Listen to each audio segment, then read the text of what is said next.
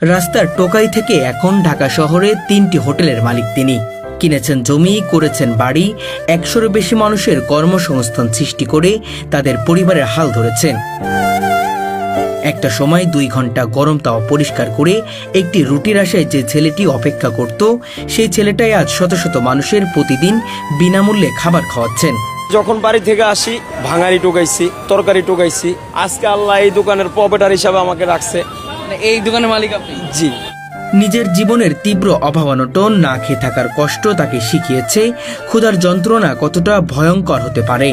তাই আজ তার হোটেলে কেউ যদি বলে আমার টাকা নেই, তাকে ফিরিয়ে দেওয়া হয় না, বরং সম্মানের সাথে বসিয়ে খাওয়ানো হয়।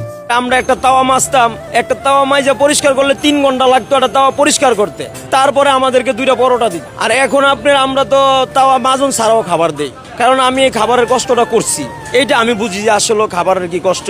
যে ছেলে প্রতিদিন ৩০ টাকা চাকরি দিয়ে জীবন শুরু করেছিল, সেই ছেলেই আজ মাসে ১০ লাখ টাকার বেশি বেতন দিচ্ছেন কর্মচারীদের। আলহামদুলিল্লাহ, আমাদের এখন 3টা হোটেলে মিলে প্রায় ১০০-র উপরে শ্রমিক কাজ করছে। আপনার প্রতি মাসে বেতন আসে প্রায় ১০ লাখ টাকার মতো। অসহায় মানুষের জন্য প্রতি মাসে আমাদের ১.৫ থেকে ২ লক্ষ টাকা বাজে।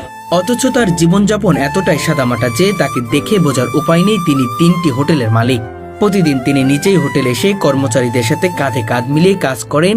কখনো টেবিল মুছছেন, কখনো খাবার পরিবেশন করছেন, আবার কখনো নিজ হাতে রুটি বানাচ্ছেন। মালিক হয়েও তিনি যেন একজন সাধারণ কর্মচারী, সবার আপনজন।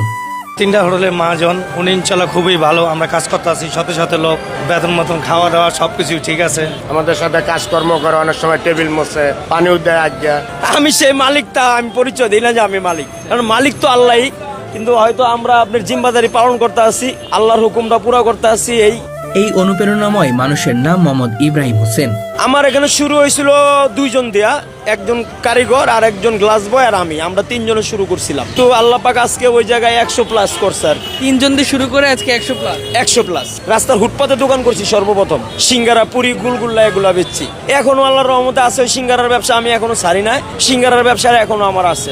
ফকিরকে 1 টাকায় ভিক্ষে দেওয়ায় বাবার সাথে অভিমান করে মাত্র 13 বছর বয়সে তিনি ঢাকায় চলে আসেন। আশ্রয় নেন ফুবুর বাসায় দুয়ারিপাড়া রূপনগরে। কিন্তু সেখানে ছিল না স্বচ্ছতা, ছিল না নিশ্চয়তা। জীবনের তাগিদে ছোট্ট একটি ছেলেটি নেমে পড়ে রাস্তায়। লোহা, ভাঙাড়ি, আলু পেঁয়াজ কুড়িয়ে সংগ্রহ করত, কিছু বিক্রি করত, আর কিছু বাসায় নিয়ে যেত রান্না করার জন্য। দিনের পর দিন, রাতের পর রাত, ক্ষুধা, মারধর, অপমান সহ্য করে বড় হতে থাকে সে। কখনো মার খেয়ে কান্না করতে করতে বাড়ি ফিরেছে, আবার পরদিন জীবিকার খোঁজে রাস্তায় নেমেছে।